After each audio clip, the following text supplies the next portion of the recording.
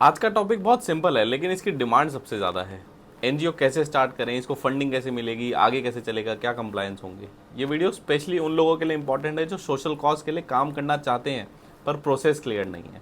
नमस्कार, मेरा नाम विपुल शर्मा है और एनजीओ एक्सपर्ट्स की इस वीडियो में हम बात करेंगे कि अगर आप चाहते हैं कि आपका एनजीओ रजिस्टर हो, लीगल डॉक्यूमेंटेशन पूरे हों, सारे कंप्लायंसेस हों, एनजीओ को एक सस्टेनेबल फंडिंग प्लेटफॉर्म मिले और आगे का काम भी ज़ोरदार रहे, तो इस वीडियो को एंड तक ज़रूर देख लेना। हम बात करेंगे कंप्लीट जर्नी की, रजिस्ट्रेशन से लेके आपके डोनेशन तक की।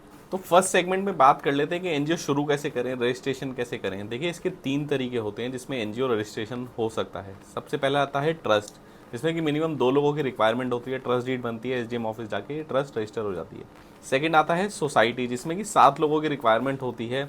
इसके लिए बायलॉज बनते हैं और रजिस्ट्रार ऑफिस में ये भी रजिस्टर हो जाती है। इसके बाद थर्ड आता है जो कि लेटेस्ट है, एमसीए से बनती है, company type section 8 company.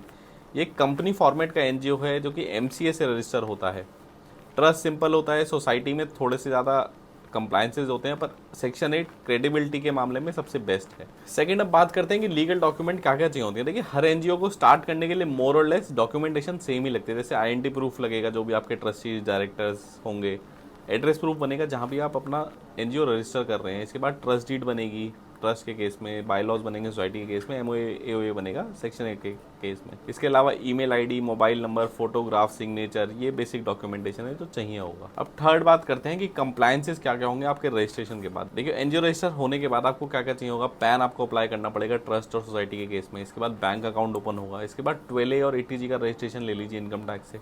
CSR 1 file कर लीजिए जिसके CSR फंडिंग के लिए आपको चाहिए होता है। इसके बाद नीति आयोग का एक रजिस्ट्रेशन होता है एनजीओ दर्पण, जिससे आपको यूनिक आईडी मिल जाता है। इसके अलावा एक वेबसाइट बना लीजिए, अपना सोशल मीडिया के अकाउंट्स बना लीजिए और अपना एक प्रोफाइल बना लीजिए जो आपको देने के लिए ईजी होगा, आपको बताने के लिए कि आपका एनजीओ करता क्या है। अब मुद्दे की बात करते हैं कि फंडिंग कैसे मिलेगी, क्या क्या फंडिंग के सोर्स होते हैं एनजीओ। देखिए, मल्टीपल सोर्सेज हैं एनजीओ की फंडिंग के लिए। सबसे पहला कि जनरल पब्लिक डोनेशन, व्हाट्सएप के थ्रू, इंस्टाग्राम के थ्रू, लोकल इवेंट्स के थ्रू आप फंडिंग रेज कर सकते हैं। इसके बाद आता है CSR फंडिंग, जो कि कॉर्पोरेट सोशल रिस्पॉन्सिबिलिटी के थ्रू कंपनीज को 2% अपना प्रॉफिट देना होता है, तो आप उनको टारगेट कर सकते हैं और उनसे CSR फंड ले सकते हैं। इसके बाद आता है जो बड़े एनजीओज हैं जैसे टाटा ट्रस्ट हो गए, HCL फाउंडेशन हो गए, इनसे आप छोटी मोटी डोनेशन लेके आप काम कर सकते हैं उनके साथ। इसके अलावा क्राउड फंडिंग प्लेटफॉर्म है जो नई चीज़ है, मिलाप, कीटो, इम्पैक्ट गुरु, इन सब पे जाके आप अपना फंड रेजिंग कैंपेन कर सकते हैं और फंडिंग ले सकते हैं।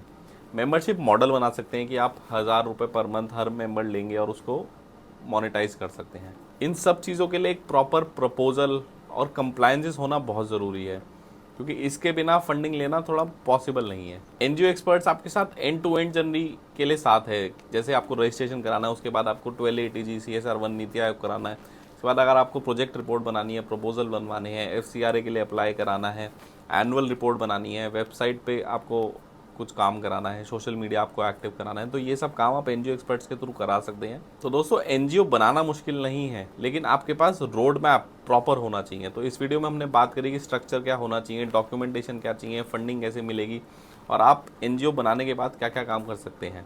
अगर आपको अभी भी कोई भी डाउट है एनजीओ बनाने से रिलेटेड, तो आप दिए गए नंबर पर हमें कॉन्टैक्ट कर सकते हैं।